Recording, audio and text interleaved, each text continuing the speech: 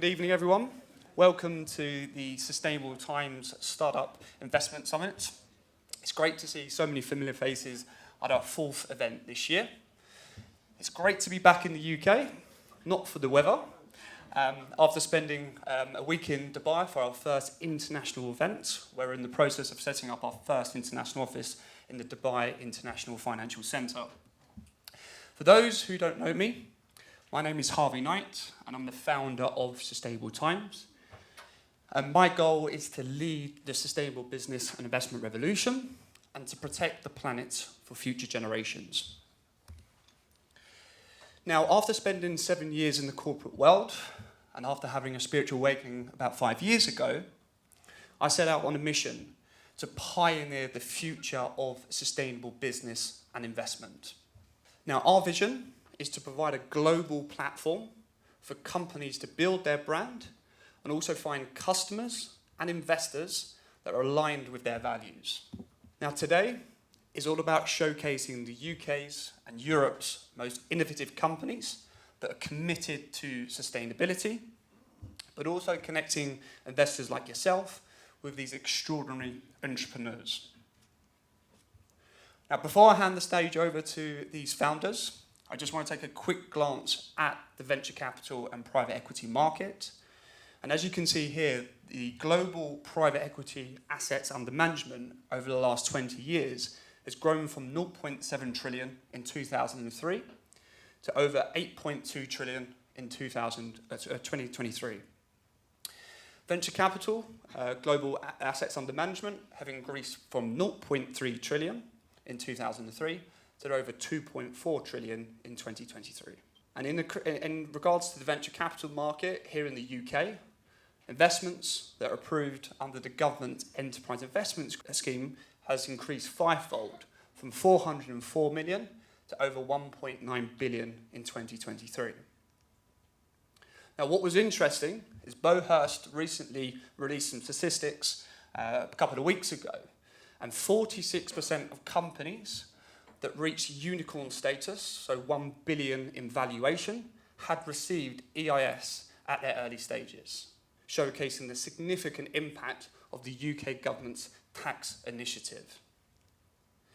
Now, private equity, over the last 36 years, despite recessions, wars, and pandemics, has outperformed the mainstream markets by over 50%. The stock market, the S&P 500, returned on average 9.2%, whereas private equity returned on average 14.2%. Now, to put that into monetary terms, £100,000 into private equity could reach 13.9 million compared to 2.9 million in the stock market. Now, I'm sure we're all aware that over the last 5 years, there have been a significant rise in ESG and sustainability investing. And private equity firms listing regulation as a top ESG driver increased from 12% in 2020 to over 33% in 2023. Over 90% of limited partners, LPs, factor ESG into their investment decisions, and over 77% use ESG as a criteria in selecting GPs, general partners. Now, I'm thrilled to have these very impactful founders here today. And first up, we'll have Tahir from Smartlayer, who's developing a fintech company which is working on the credit score for your home using open banking and smart home data. Next up, we'll have Alistair from Vienga, a low-cost, renewable hydropower technology, followed by Dan from PreComb, a health tech company developing precision oncology technology using robotics and AI, followed by George from GT Wings, a wind propulsion technology for the shipping industry. And then we have James from Teysha Technologies, a tunable, biodegradable plastic made from agricultural waste.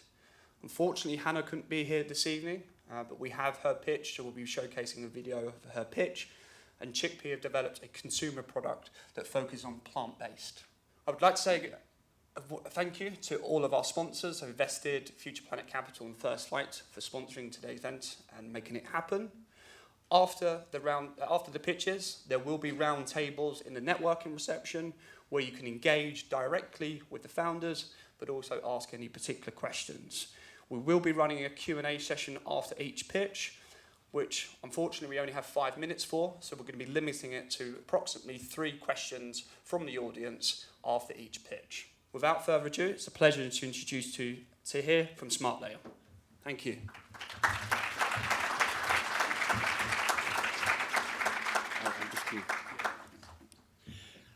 Thank you, Harvey, and thank you, Sustainable Time, for bringing us all together.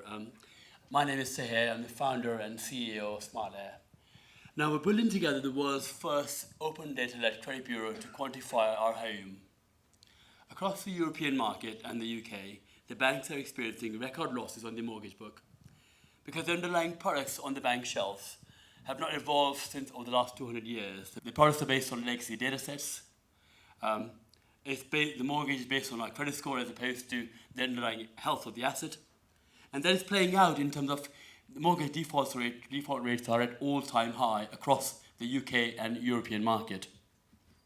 To fix that, we are essentially quantifying the world's largest asset using open banking, open energy, smart home datasets, which have now reached a point of inflection, mature datasets ready to be tied together into a metric that is understandable and actionable at the household level. March this year won an award from the UK government because it is the idea of democratizing home finance data to allow you and I to understand what good looks like when it comes to the health of a home and how much you spend into a home as a leaky bucket. It will allow unified insights between me and my bank that I have a mortgage with. Through those unified insights, actions, and through those actions, personalised home finance as the personalised insurance, telematics, car insurance, other than home finance. The basic API, rather than having 200 data feeds, legacy data sets, one dynamic forward-looking metric like Lloyds Bank, 2.2 million mortgages, one metric that allows the bank to understand which homes must be prioritised for lending. And from basic APIs, from having no engagement over a typical 25-year mortgage lifecycle, engagement, adoption rewards for adopting green tech, taking on more debt, and adaptation rewards where if the average homeowner is now working from home, let's say 2 to 3 days a week, what are the rewards for being more sustainable and how we behave and how we use energy? So we developed the concept over 2023 with Lloyds Bank through 2 fortnightly workshops in terms of what data set is going to be most useful to reduce how much you're losing on in terms of default rates. From designing that concept with Lloyds Bank over the last 2023, we won an award from the last government, not this one, in terms of most promising concept that could help the everyday British household understand and navigate the cost of living and energy crisis. So the first version of the platform has been developed, version 1.0, but of course we're now raising capital to build bank-grade platform so that we can quantify the world's largest asset using real-time data sets that allow better profits for the banks, but also lowers the cost to own crisis for the everyday household. So raising £1 million to build world-class team, world-class open finance team, having previously built an open banking business, world-class open finance team that allows us to bring home finance to 21st century, that allows the banks of the next generation to improve the financial life of the next generation of homeowners. I'm led by my advisors, such as Edward Moncrief, who's the global head of insurance at HSBC, and Ronald, the group head of data and AI at Lloyds Bank. Thank you very much.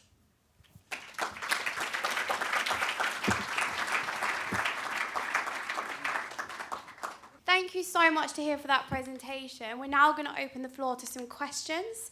So does anyone have any questions they would like to ask Tahir about Smartlayer? Hi. I'm just got one question about, for £1 million, how much shares are you willing to give? We're giving 16% equity. 16%, yeah? Yeah, that's right, yeah.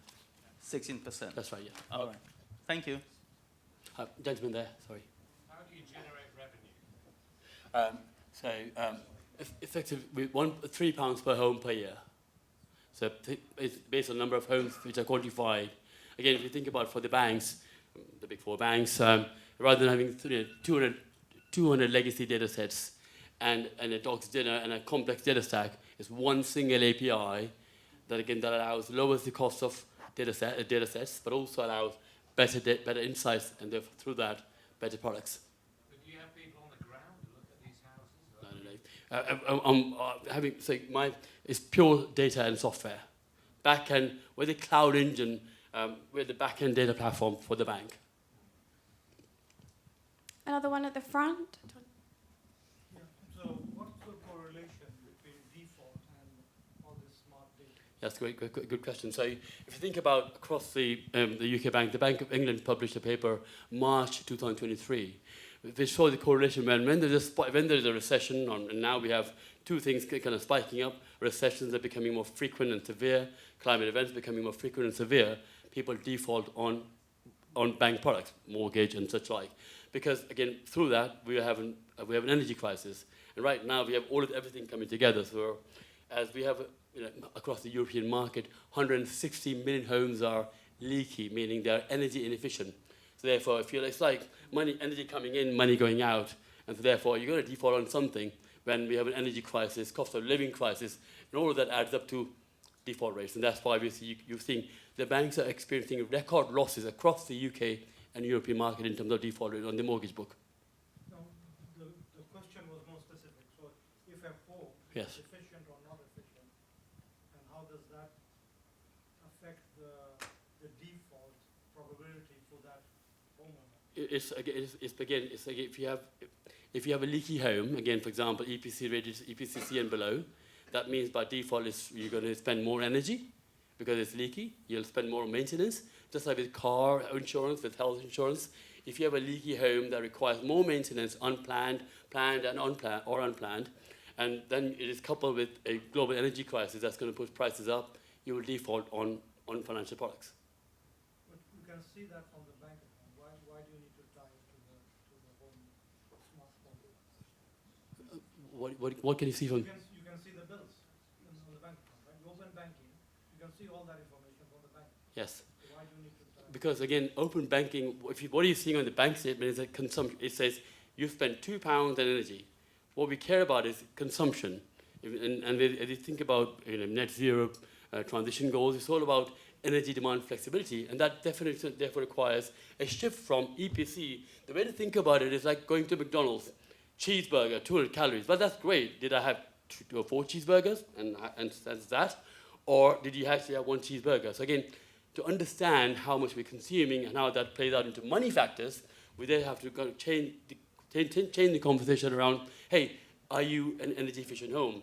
The second part of that is, again, ING Bank in Amsterdam is a really good example where it's offering interest-free upgrades for employees, because if you have a leaky, too hot, too cold home, it impacts productivity.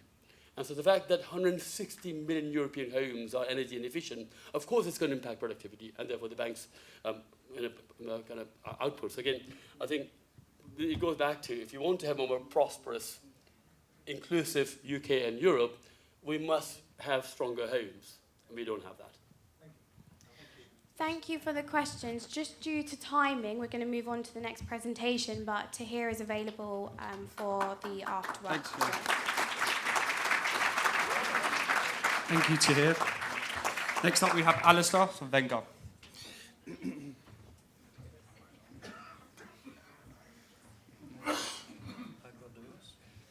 Click on here and the arrow to go right. Yep.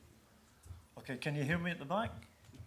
Yeah. Okay, I guess clock's ticking, is it? Right. Welcome to Vienga.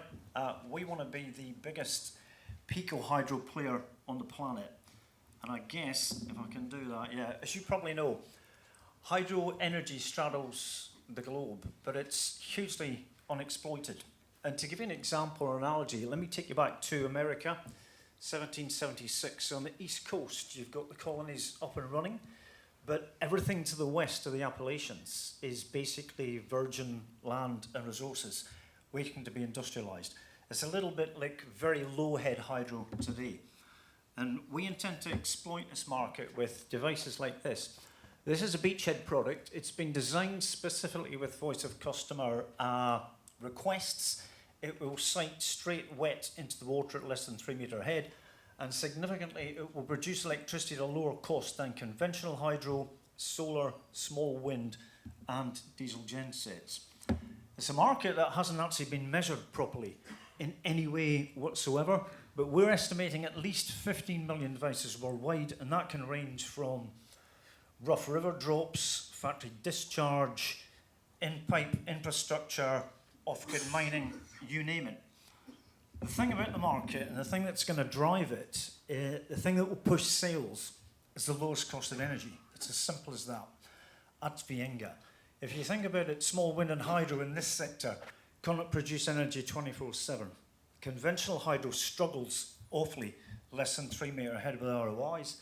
And diesel gensets are dirty and they have high fuel costs. So that's why we've designed product 1 at the top to be basically cheap and to go into more sites than anything else. Product 2, which we're developing with a special generator, is going to go into what I call small in-pipe or medium-sized pipe infrastructure. And what we've done so far is we've gone all the way from proof of concept all the way through a series of activities right through to full device design for product 1, including a digital twin. So that's a bit like the car industry today. Where we are in device 2 is we're starting phase 2 R&D in January, which is lab tests. What we've also done is put a lot of partnerships on the ground, both academic and commercial. And as you read some of these things on the screen, let me tell you about our beachhead. In Kenya, dairies are being charged $4,000 or $5,000 a month for electricity. They can't afford it. In Malawi, a microgrid that's got 5 times as much demand as it can satisfy has to spend $500,000 US on one new hydro device that's 100 kilowatt. It can't afford it either. But they can afford it at scale if you start to put in cheaper, smaller devices in a stepwise fashion. So, route to market's quite easy. Beachhead, which is basically global south, if you know what that term is, which I'm sure you all do, is going to be through professional partners. They will put sales in, install and maintain. Everything else is going to be us. Standard classic B2B direct sales with the youngest staff. Finances for us sales are going to come in 2026, and by the end of the decade we're anticipating at least 5 device variants in countries right across the globe in different sectors. What we think we're good at, in fact I know what we're good at, is we're good at product development matching a specific product to a market need. We're also very good at putting alliances together so we can scale this very, very quickly. And what we're really, really good at is selling, okay? And as you think of that, maybe for some questions, I'll leave you with this picture that I took. It's about 8 hours drive north of Kampala in Uganda. And I want to take you back to America, 1776. Because unlike then, when they exploited not just resources, but people, what Vienga is all about is making people productive. I mean, why wouldn't we? And we can do it with really simple devices, okay, deliberately simple, because as grid energy source, what we're into is distributed energy at the lowest affordable cost. So we need £1 million to take the first device into market, test it and sell it. We need to accelerate the R&D for device number 2 to get into the in-pipe section, and we need to scale the company up now with people and capacity. So I think we're looking at an exit in terms of 4 or 5 years' time. I think we're probably going to be worth about 40 to 80 million by then. That's judged across general market metrics, but other types of companies in the space that have done it before. And if you're interested, I will be around for a little while afterwards. I might have to delay my train, actually, but questions? Thank you very much. Thank you, Alistair. Okay, we're now going to open the floor to questions. Start down here. Thank you. Very interesting presentation, thank you. And I need to ask you a very simple question because I didn't get it. Who is your ideal client? In the beachhead, it's actually going to be professional companies that will then sell on to end users. So the actual client, let's say, will be a sales company in Kenya who will buy the devices directly from us, then sell them on. But the end user will be basically small businesses. So you're talking down there, irrigation, basic light manufacturing, chilling, things like that. If we move into different sectors, let's say here in the UK, you're going to talk about corporate clients like, say, water utility companies. And if you look at that market, I mean, Severn Trent have got about 4 or 5 hydro devices right now, but they're very, very big and they're very expensive. Down here, Thames Water has nothing. So there's no energy recovery from any of that infrastructure whatsoever. Does that answer the question? Yes, but then it means that your serviceable market is actually quite restricted. No. In what sense do you mean? In the UK, for example. I mean, because this is about infrastructure, right? Well, in market 2 it is, but I don't see how you think it's restricted. I mean, in Scotland right now, you're talking Scottish Water's probably got about 28 devices already in there, but because they're big, they can't go into the small spaces. So you think of every pipe that's sitting around under the ground, wherever. I mean, here's another statistic for you. In the US, 80% of dams do not produce energy. They're for irrigation or domestic water purposes. But they've all got massive infrastructure coming out of them, flowing down. So there is an unlimited market, I think, for very small devices. And what we're talking about is pico, not big hydro. It's little stuff. Does that make sense? Yes, that makes more sense. Thank you. Thank you. Got another one here. Just an expansion on that question. So if your model is B2B, what's in it for the businesses buying from you, and how do you maintain control over the pricing of the product so that it remains cheap and accessible to the businesses that you're targeting as the end user? Okay, that probably depends on the segment. Shall I answer that for segment 1, first of all? Yeah. Yeah, we know the market. The challenge in the market down there is affordability. It's as simple as that. So it's got to hit a certain price point before you actually sell it. So what we want to do is we want to make sure we can put the thing as cheap as we can into the field. There will be a margin for the partner, let's say, in any territory, but it will never go high enough to make sure that they can't sell it on to the end user. And what we're also starting to do down there in places like, say, Uganda, is begin to put like financial products in place as well for the end user too, that you do in conjunction with the governments. So that if somebody can't buy direct from one of our partners, they could enter into a lease own activity or something like that, which means they can pay it off after a little while. But with the cost of these devices, I mean, you're talking a return on investment, I would say, in Africa of about 2.5 years, which is not bad.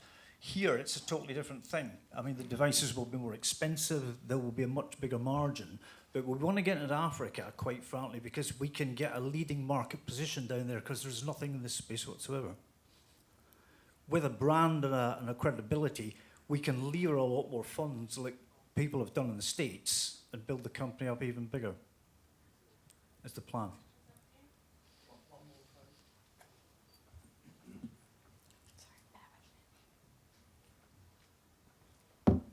Hi there. Just a quick one on how much energy is this actually going to be producing per unit? So how much, would it power a farm? Would it power a home? What's the output we're talking about? Yeah, the first one is rated at 5 to 10 kilowatts. I think we're probably going to get about 10 to 13, okay? And the device size is going to be about 0.5 meter in diameter, and that down there will easily give you jigsaws, light engineering, it'll even power a shop, it'll power a cold storage chiller, say, for a food value chain. In the water utility system, we're probably talking about 20 kilowatt, slightly higher. Does that give you an idea? Yeah, it does. And how much would one of these units be sold for? Okay, in the beachhead market, we're trying to get into that market for about 15,000 US. Yeah? And the cost of installation is probably going to be between 3 to 4,500 US per kilowatt.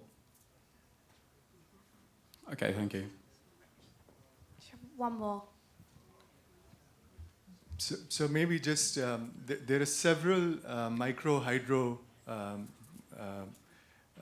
technologies out there.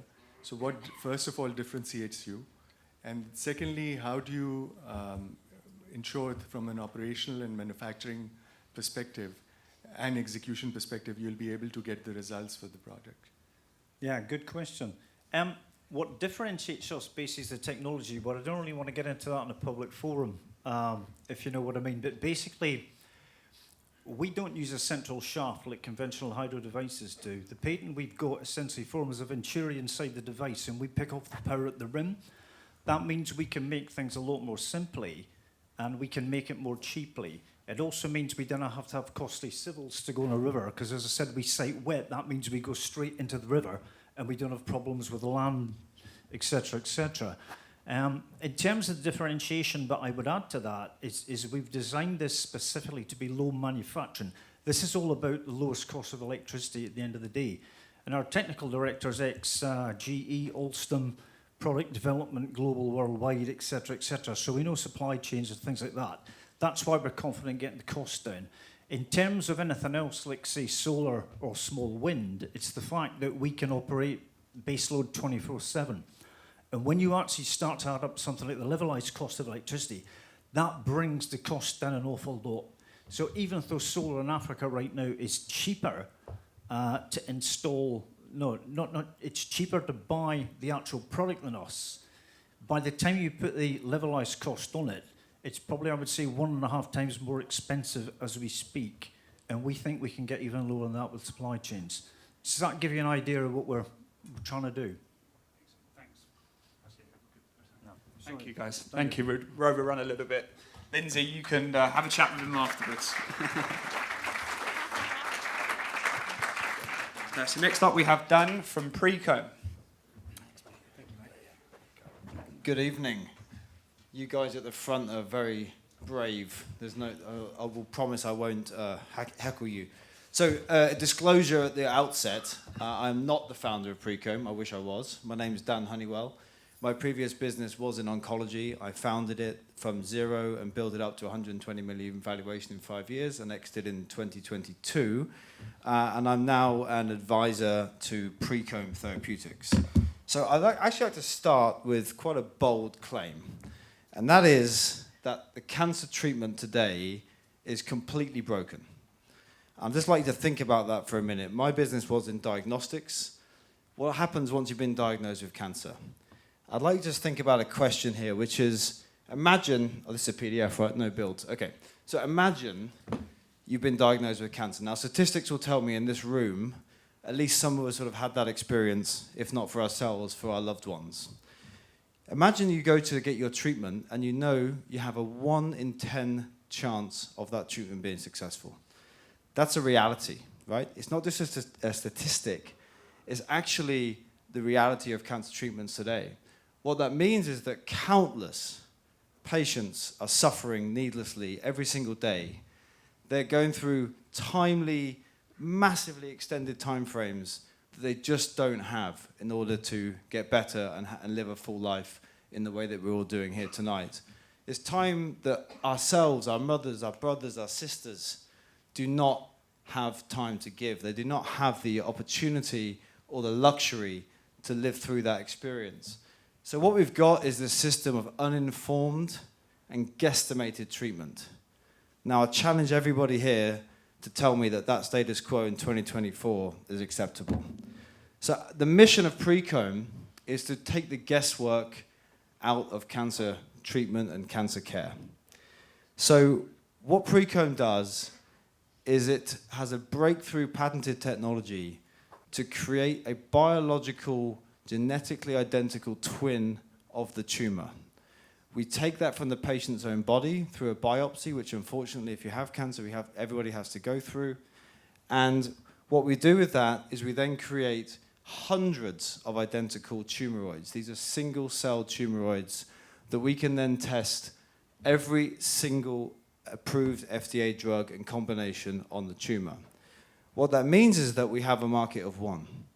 We're not looking at the general statistics, which unfortunately are based on middle-aged white American males. We're looking at you as an individual. What that means, therefore, is that we can treat you directly according to your biological need. Now, if you zoom out for a minute, what that means is that the personalised nature of the treatment treats the individual, but if you go back, the globalized data set actually enhances the whole. Because as we evolve and as we can build these data sets, we can see that certain patient types are more likely to respond to certain treatments. And that opens up a market not only as a direct-to-patient model, but also with big pharma for new indications and new treatments. So we don't guess. At the moment, it's a guesswork, shotgun approach. We're a rifle, targeted approach to the individual patient. Of course, I have to have a scientific slide, right? It can't all be nice graphics. So how does this work? So everybody has to go through a biopsy, unfortunately, as I said, but that gives us your tissue. It gives us your unique biological sample. We then have a system where we effectively break those cells down into single cells, which are called disassociated cells, and we then build 384, specifically 384, tumoroids. And what we can then do with those tumoroids is we can, that shouldn't be there, we can come back to that. We can basically look and see what happens to the drug progression over time. So we target a tumor with 384 different drug combinations, and we can see which ones are most effective at treating your specific cancer. I'm just going to skip past that. So here's a good example, right? So you have the control, and you can see these are actual images using bright field imaging technology, which is all automated, and we can look and see which drug combinations are the most effective for your tumor type. In this instance, of course, we would choose drug C, which is showing that's giving the most effective remission status. This is delivered in 14 days. So imagine a different scenario where you go to your doctor and you have to wait, you have to be treated, you have to see if it works. 9 times out of 10 it doesn't. In this case, we deliver you results within 14 days, and you're going to play the video. So one of the big challenges with this sector is scalability. And it's a massive, massive challenge for this industry. I can speak candidly as an advisor, and in this room I can tell you, the breakthrough is in automating the treatment and the methodology here. I do have a video I can show you. Because we have a decentralized model, which basically means that we can put these machines, these automated devices, into the place of need, i.e. into the hospitals, into the clinics, and the whole process, once you have dissociated cells, becomes automatic. And therefore, we can scale this technology all around the world to thousands and millions of patients. On that basis, and with the disclaimer that I'm not a scientist, I'll happily take your questions. Thank you, Dan.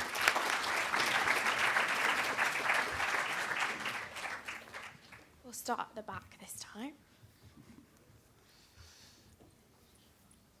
Here you go. Hi, thank you for the presentation. So, Hi. my question It's a very bright light, but I can see this well. How do you reassure that the cancer which you are treating doesn't reappear? And does it also work on cancer like pancreatic cancers, which are currently deemed as untreatable? So, of course, with every cancer is unique, right? And every type of cancer has a specific profile. Of course, in any scenario, there's always a risk of reemergence. But the opportunity to see in vitro, i.e. on the plate, on the assay, that the tumor is in remission with that specific drug type dramatically increases the chances of survival and of remission. Does that answer your question? Yeah, first part. What was the second part? How do you ensure that the other types of cancer, like pancreatic cancer, which are considered as untreatable at this moment, is there any hope for those kind of treatment? So the short answer is, I hope so. The longer answer is, that's all to be seen. So with any type of cancer treatment, you have to go indication by indication, as you're probably aware. And the regulators will require approval for every single indication type. And of course, that takes time, that takes clinical trials and so on, which leads me neatly onto the point of how the hell do we go to market, right? And there are two very obvious opportunities. The first opportunity is the direct-to-patient model, whereby, let's say, God forbid, you end up in this scenario, you're able to pay out of pocket or through your insurer to have this second opinion, right? And the obvious second route to market is to work with the drug providers to basically use a very large data set in order to say, on the basis of statistics, this population type, this tumor type, this cancer type is more likely to respond to drug X versus drug Y, or drug Z, right? Or 384, and it's 384. Another question at the back. Thanks. Hello. Hi. You didn't mention the magic words AI. Are you I snuck it in, but you didn't notice. Oh, missed it. Are you using AI for the drug selection or any other part of the process? So it's a great question. So the drug selection is not AI based. The drug selection is based on basically the large amount of combinations we can test. Where AI comes into this, and everyone's going to get goosebumps when I say AI, right? We're in an investor forum. Is in the image analysis. So what we don't need is somebody to look through a microscope onto the slides and try and determine which tumor is regressing and which tumor is progressing. So that is fully automated, and that is all AI driven. Does that answer your question? Yes, and sorry, if you don't mind, of course, following on. Is this actually, what stage are you at? You've got the machines built, you've got to proof of concept, or are you earlier?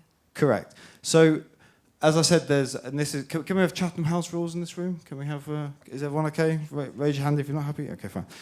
So, look, as I said, the challenge for this industry is in the scalability.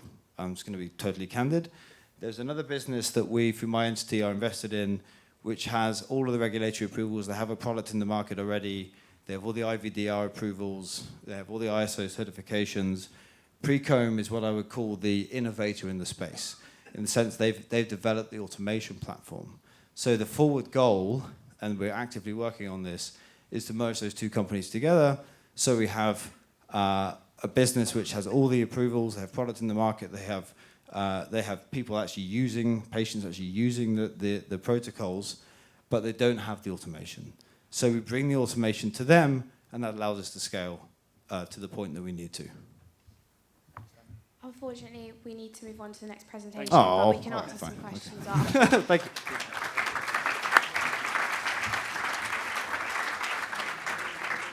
Thanks, Dan. Next up, we have George from GT Wings.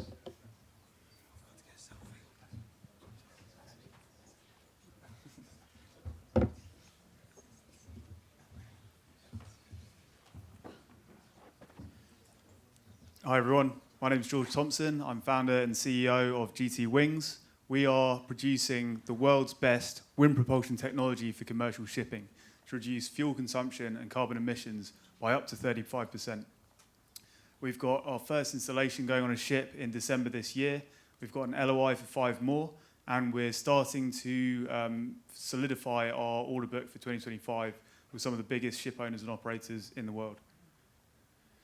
So the problem for shipping accounts for up to 3% of global CO2 emissions. That's equivalent to a country like Germany.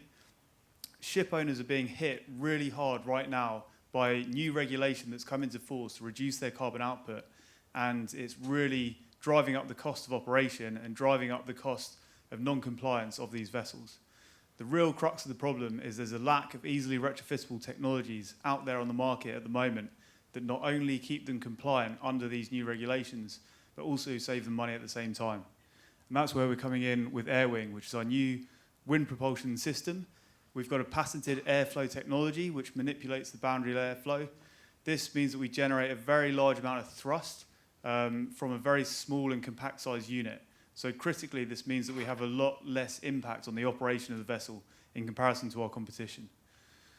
The fuel saving that you can expect from these devices is between 5 to 35%. You can also expect payback periods between 3 to 5 years, which is very attractive for the ship owner.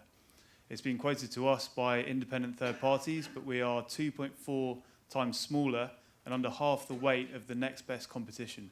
So we're a real step change up from what's out there at the moment. In terms of the funding, this is a really exciting opportunity. The market is growing very rapidly, and it's a very big potential market. They're expecting a TAM of 7 billion by 2030. We, very conservatively, have estimated 116 million revenue by 2028, and resulting in an EBITDA of 28 million. Now, a company like ours, fast growth, green company, you can expect between 10 to 15 multiple on that EBITDA value. I won't do the maths for you, but it's a very exciting opportunity to get into. In terms of the team, we've got a really great team building. We've got people from all walks of life. We've got 25 years investment banker from Barclays, sat down here. We've got a senior guy from CMA, CGM, and Wilhelmsen Ship Management. We've got guys from Dyson, Formula One, America's Cup, and deep heavy tech. We've got really great team to deliver this and maximise our traction in the industry. In terms of the traction that we've made raising funds, we've raised 4.25 million from the UK government, from Department for Transport, and we've also raised a 1.25 million seed round that we closed earlier this year, and we're raising on top of that right now. So this has has made us grow the team and also develop the first product, which is the Airwing 20, which is going on a ship at the end of this year. The ship owner for the ship that it's going on is a company called Carisbrooke Shipping. They're also an investor in our technology. They had previously looked at all other wind propulsion types on the market, and it wasn't worth their while installing the technology because it wasn't able to produce enough thrust to make it interesting for them. They came across our technology, which has a much greater energy density and a much higher thrust per unit area, and for them it was a no-brainer to actually go for this technology and install it on their ship as soon as possible. And they're looking to roll it across their fleet following this first installation. This is the first installation, so all the pieces are starting to come together. The one thing that struck us was the sheer scale of this. All of the pieces are very big and very scary, and it's great to see them in person and stand behind them. This is a real exciting deep tech journey that we're on.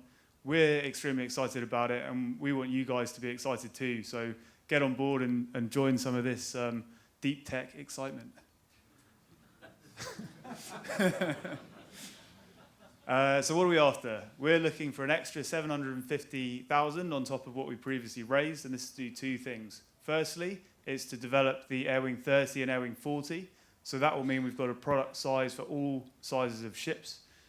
So that we're ready to go in 2025 when the market really ripens. We'll also grow our scaling plans, so on the engineering side and also on the sales side to really maximise our traction in the industry.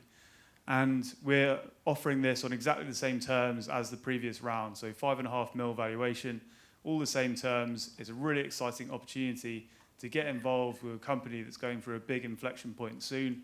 And get in on some good terms. So if you'd like to get involved, please come speak to us after the break.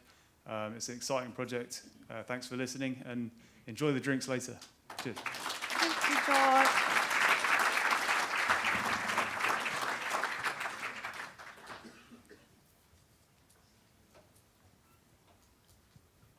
When you mentioned the thrust, is it linked to the propeller shaft, the thrust? No, so it produces thrust that directly propels the vessel, so you don't have to link it to the drivetrain at all.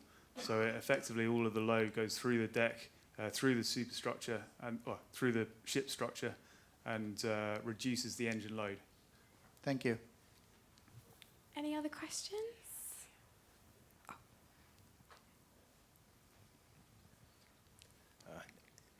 Hi, I actually love the idea and the concept behind it. I actually am an ex-maritime engineer myself. Oh, okay. So I've got many friends in the industry. And one thing that really struck out to me was the fact that you didn't mention hydroelectric propulsion systems or any kind of comparison. Why is that? It's quite different. So hydroelectric propulsion, that would also need an energy source to power. This is quite different. So this is the energy source effectively. So it's taking the energy from the wind and directly producing thrust. So whatever propulsion system you've got on the ship, this reduces the fuel consumption of whatever you're burning, whether it's hydrocarbons, ammonia, hydrogen, whatever it might be. This reduces the amount of burn that you need for a certain ship speed. So you reduce your fuel consumption and carbon emissions by the same amount. Right, yeah, makes sense. Thank you. Okay, we're going to come.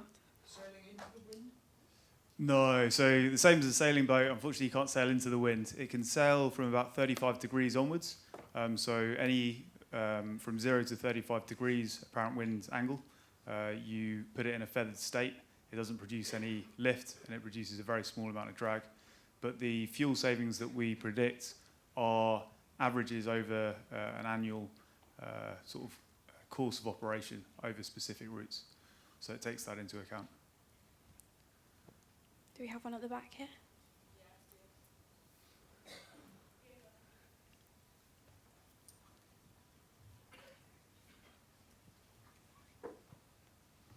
Thanks for that.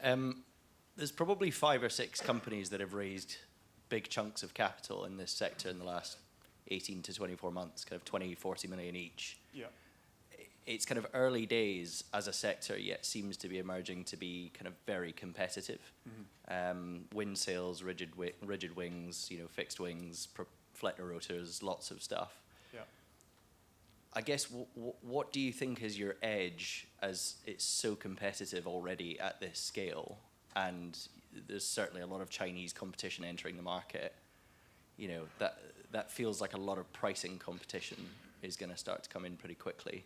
Yeah, it's a really good point. There is a lot of competition on the market. It's not a bad thing. More competition is better. What we pride ourselves in being is the most compact device on the market, so we can produce the greatest amount of thrust per square footprint of the device. So effectively, what that boils down to is a very small annoyance factor. So putting wings on ships leads to sort of impact to operations, cargo operations, mooring operations, that side of things. That is a problem for other technologies.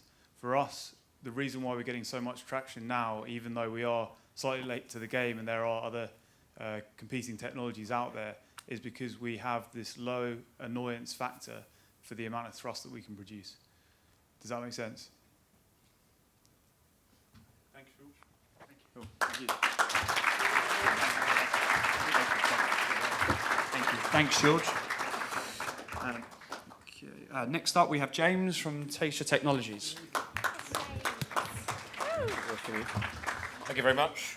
Okay, so we have developed and patented and are now commercialising a biodegradable polymer that breaks down upon contact with water to replace microplastics in different types of commercial products, mainly cosmetics currently, but we are a highly academic R&D company with many different utilities for these polymers and our patented polymer catalogue.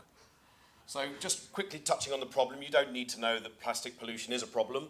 However, we have been sold that recycling is a solution. It is not.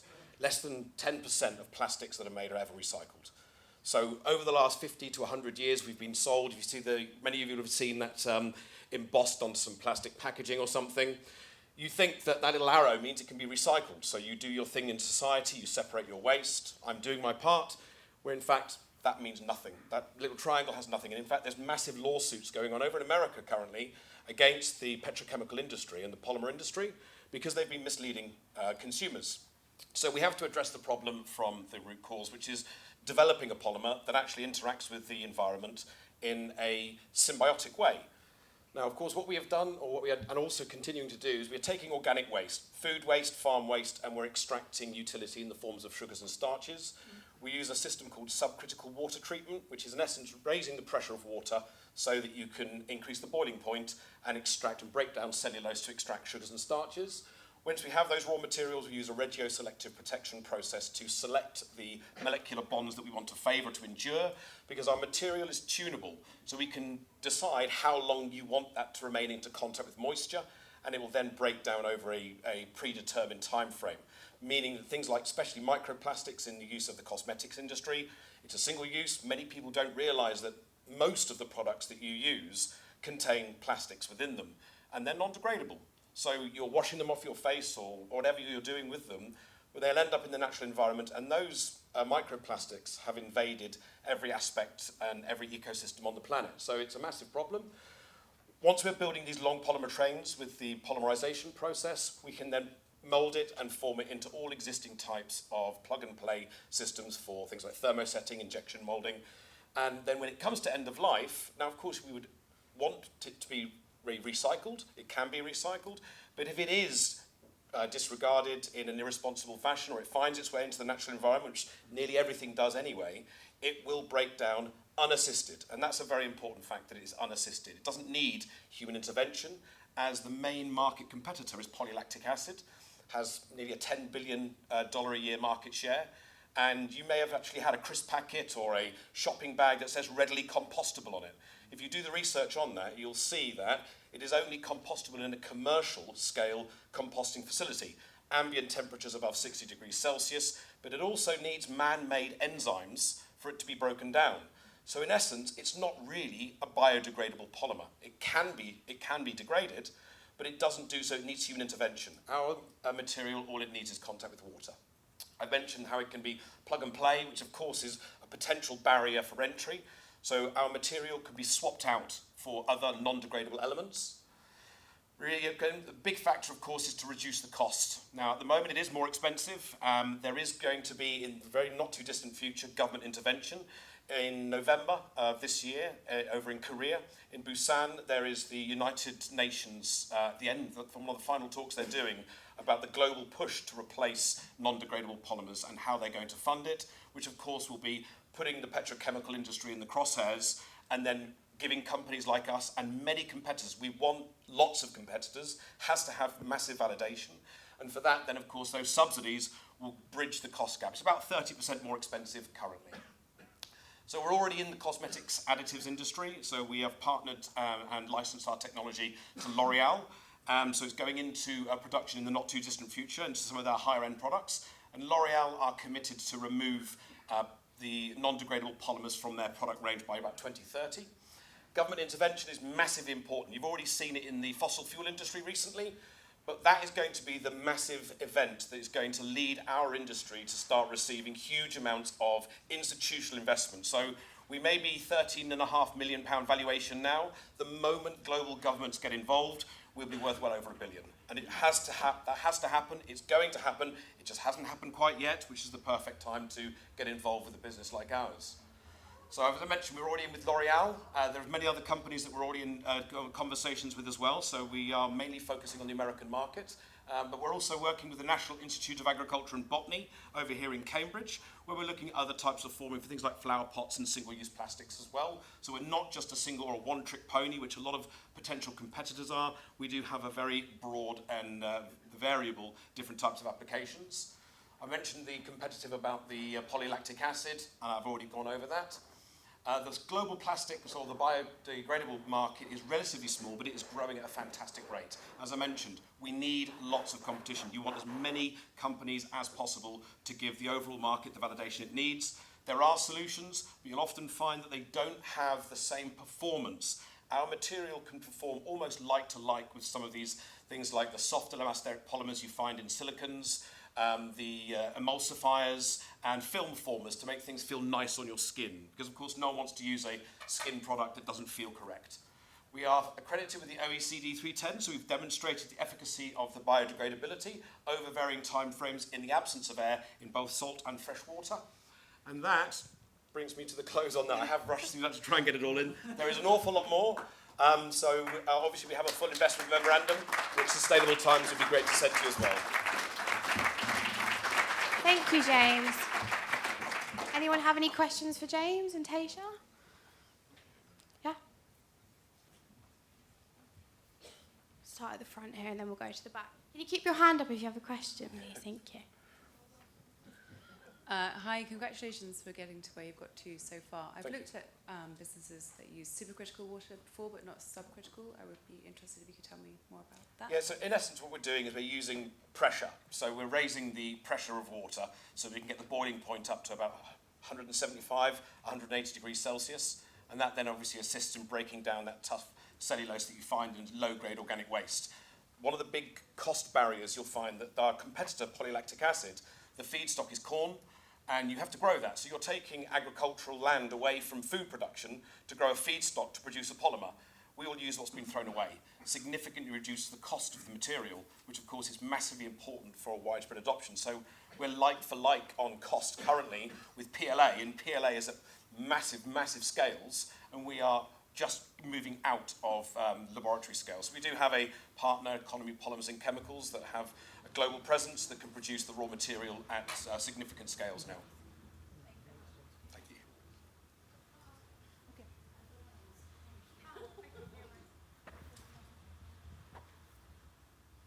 Must have done my job really, really well. Hello, everybody. Hi. Fantastic product from Teysha Technologies. Thank you.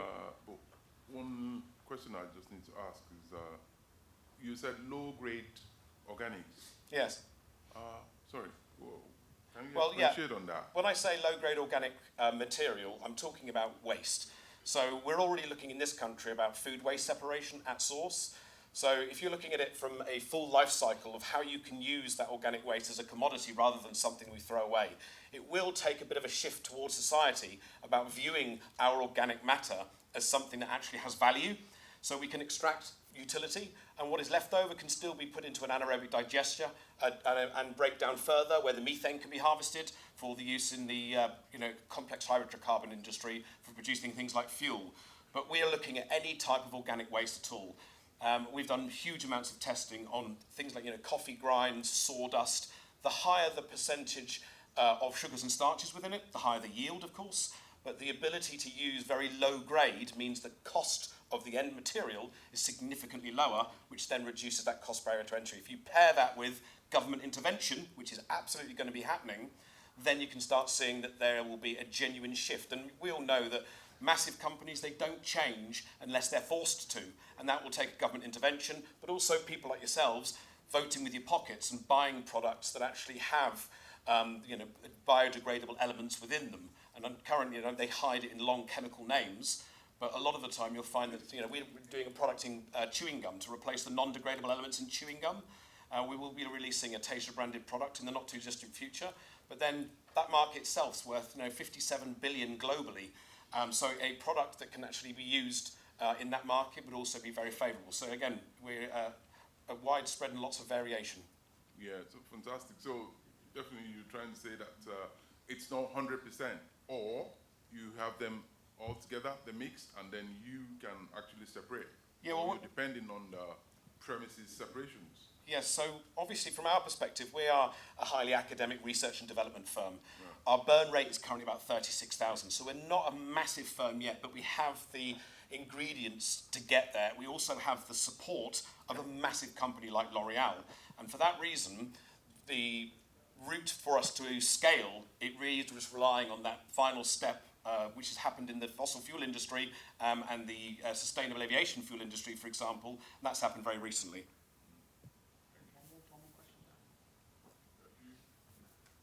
We'll have one more question.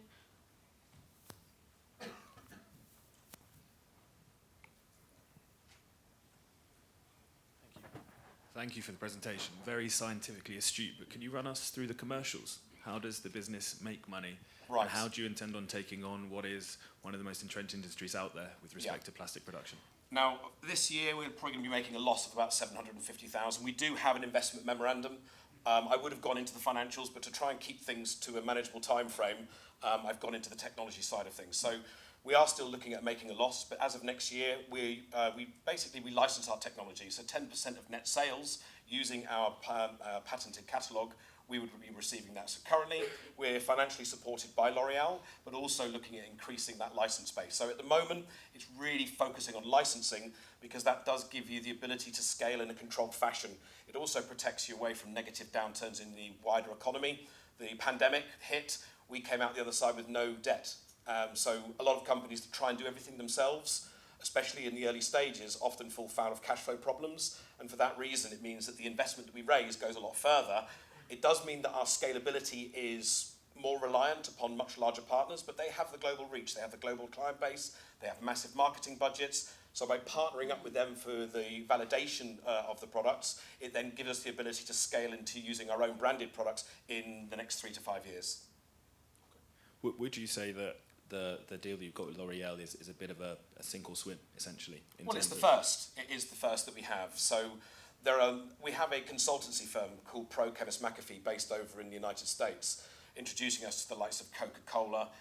So the market is massive. There's loads of master batch providers that come and approach us. There's a company called Invisalign that do teeth guards that are very interested in removing the non-degradable polymers in their teeth guards, even though they're perfectly safe. Perception towards microplastics is shifting significantly. People are more aware of it. And as that starts to happen and that traction happens as well, then more and more master batch providers come on board. We've had firms that produce organic berries saying that they'd love to just completely replace all of their non-degradables. The demand is there. It's just the ability to produce at these colossal scales, which needs to be orchestrated in a controlled fashion. And for that, you do need a good revenue stream, and you need the support of a large industry or a large industry partner like L'Oreal. Thank you. Thank you. James. All right, thank you very much. Thank you, James. So next up we have Hannah from ChicP. She was flying from Greece, but unfortunately because of the winds, she wasn't able to make it. So I'm going to play a recording. Hopefully it all comes out okay regarding her pitch. Hello, my name is Hannah, and I'm really sorry I'm not here today. It's been a stressful morning and afternoon. Anyway, thank you very much for listening.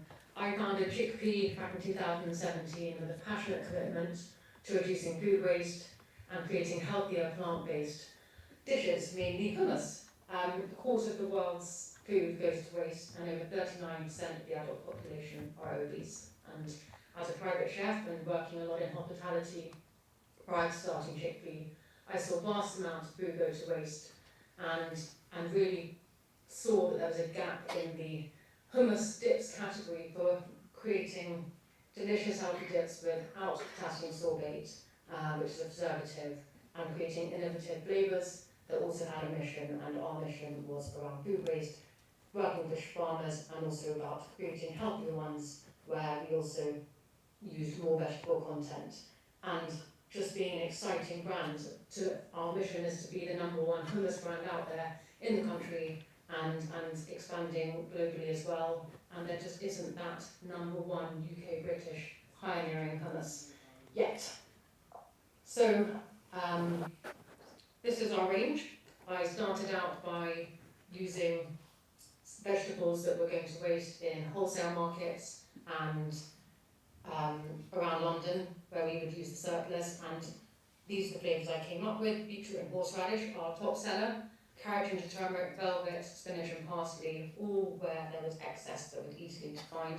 And our most recent one is the truffle hummus in collaboration with the truffle hunter, which is quickly becoming one of the fastest growing out of the range. So far, we've achieved with no investment to date launches with Cardo, our best customer, Whole Foods Planet Organic. We supply Wimbledon every year. We've had a number of great taste awards, Booths, Selfridges, LNER, first class trains, and have had a lot of press over the years, which has been fantastic. A lot of that organic, and part of our mission is also to really put a strong marketing and PR strategy behind the new products going forward. Now we have our new range of ambient snack pots, which is so exciting. It's a completely new development, which has taken me over 2 years to develop. The ambient means fridgeless, non-refrigerated, and they are hummus breadstick snack pots, which have a 12-month shelf life and don't need to be refrigerated. And that's completely innovative in this market, which offers a huge opportunity in the travel and convenience space in particular, which no other product in hummus so far is able to do. And as an example, the snack industry is worth 23.4 billion, compared to the dairy dunker, which is very unhealthy, not plant-based, and focused at the kids market. Our snack pots cover the whole adult market, are plant-based, no preservatives, and are much, much healthier. So our targeted distribution is Tesco, Waitrose, Co-op, Virgin Atlantic. All of these retailers had samples, and actually Food Buy and Big Food, being two of the largest food service companies, we've actually had confirmation of launching with them this week, which is very exciting and actually could very quickly become our #1 customer overnight with 22,000 sites to fulfill. We're also in discussions with Booker, Sainsbury's, and have 3 airlines confirmed in the Middle East, hopefully launching in January next year. So this is how we can really quickly scale ChicP and really raise our brand exposure and awareness.